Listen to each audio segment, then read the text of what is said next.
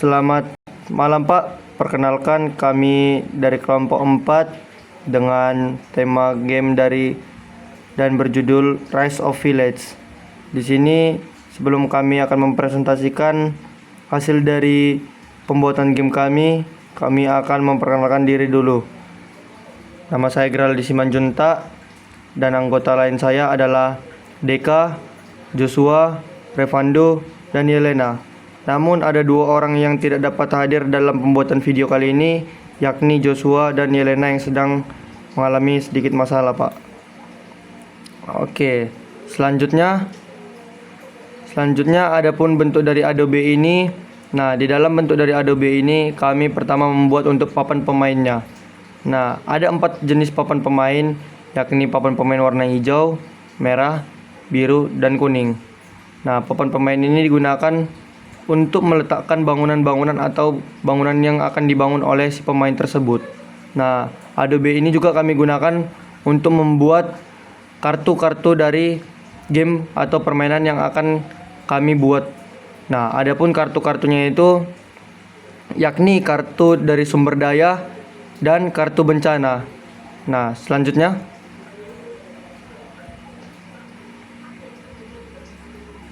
adapun konsep game dari yang kami buat ini adalah game ini tentunya terdiri dari 4 pemain. Kenapa terdiri dari 4 pemain? Karena ada 4 papan pemain yang telah kami buat. Nah, game ini dilakukan atau dimainkan seperti layaknya untuk membangun peradaban. Nah, para pemain harus mengumpulkan sumber daya seperti makanan, kayu, batu, untuk membangun bangunan yang akan memberikan poin. Jadi, setiap bangunan yang dibangun oleh pemain tersebut akan memberikan poin itu tersendiri. Lalu, setelah satu ronde selesai, para pemain dapat melempar dadu. Nah, ketika para pemain melempar dadu, akan ada poin atau nilai-nilai dari dadu tersebut, mulai dari 1 sampai 6. Lalu, ada juga kartu bencana. Kartu bencana dapat digunakan pemain untuk melakukan atau mencuri sumber daya yang telah dibangun oleh lawannya. Namun, karena kartu bencana tersebut dapat menimbulkan kekacauan terhadap lawan dari permainan tersebut, kartu bencana ini juga dapat membuat kita merasa zong gitu, karena di kartu bencana ini terdapat zong atau kartu hitam yang tidak ada artinya sama sekali. Jadi ketika para pemain mendapatkan kartu bencana yang zong, itu tidak ada artinya. Selanjutnya, adapun komponen dari permainan ini adalah yang pertama pastinya dadu. Fungsi dari dadu tersebut adalah untuk mencari kartu dari poin-poin dadu yang akan ditentukan.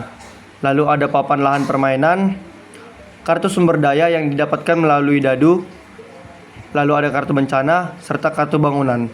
Selanjutnya, nah ini adalah bentuk lebih detailnya lagi dari papan pemainnya ini. Selanjutnya,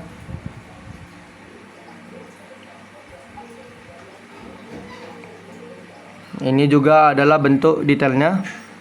Nah, di sini juga ada kartu bangunan. Kartu bangunan ini adalah untuk memberitahukan para pemain yang hendak akan membangun peradaban di papan pemainnya. Adapun rumah itu meningkatkan 1 poin. 1 poin itu dapat didapatkan melalui 1 kayu dan 1 batu yang dikumpulkan oleh para pemain. Berikutnya ada benteng, mendapatkan 3 poin dengan syarat 2 batu dan 1 kayu. Ada juga pasar yang akan meningkatkan 2 poin dengan syarat 2 kayu dan 1 makanan. Dan ada juga kuil yang meningkatkan 2 poin dengan syarat 1 batu, 2 makanan. Selanjutnya, nah ini adalah kartu bencana yang telah saya sebutkan sebelumnya. Kartu bencana ini dapat digunakan para pemain untuk menyerang lawannya. Ketika para pemain mendapatkan kartu bencana ini, ia dapat yang pertama menghancurkan bangunannya atau merusak bangunan lawan. Yang kedua adalah mencuri makanan, yang ketiga adalah mencuri sumber daya, dan yang keempat tentunya Zhong atau para pemain yang mendapatkan kartu sumber daya ini tidak akan mendapatkan apa-apa.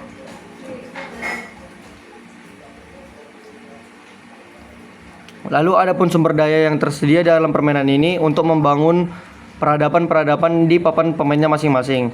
Ada kayu, batu, dan makanan. Selanjutnya, nah, masuklah kita ke dalam cara bermainnya. Adapun syarat-syarat cara bermainnya ini yang akan saya jelaskan. Yang pertama, setiap pemain yang terdiri dari 4 orang akan mendapatkan wilayahnya sendiri masing-masing untuk dikelola. Pada awal permainan, sebelum dimulainya ronde, para pemain mendapatkan sumber daya pertama mereka, yakni 3 makanan, 2 kayu, 1 batu. Permainan ini dimainkan secara bergiliran searah jarum jam. Lalu, dadu yang akan dilemparkan tentunya harus memiliki poinnya masing-masing. Kami membaginya menjadi 4 poin. Yang pertama,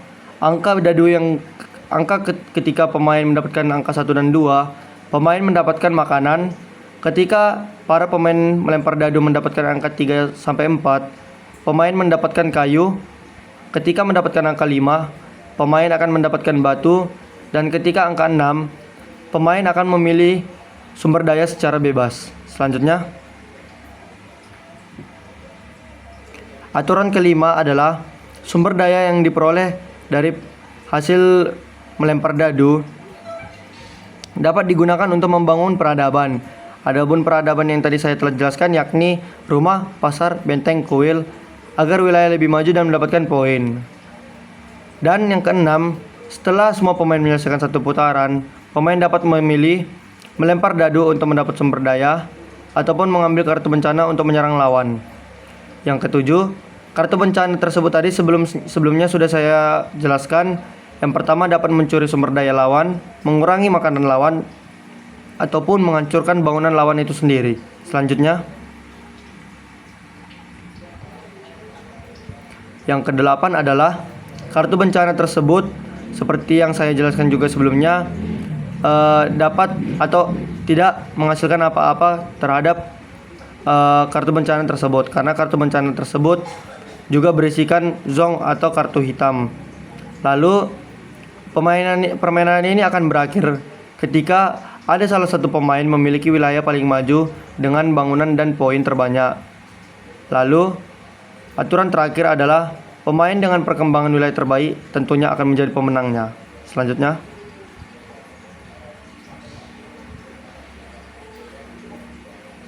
nah, sekianlah dari video penjelasan permainan kami. Semoga permainan kami ini dapat dipahami dengan jelas melalui hasil dari video penjelasan PPT kami ini.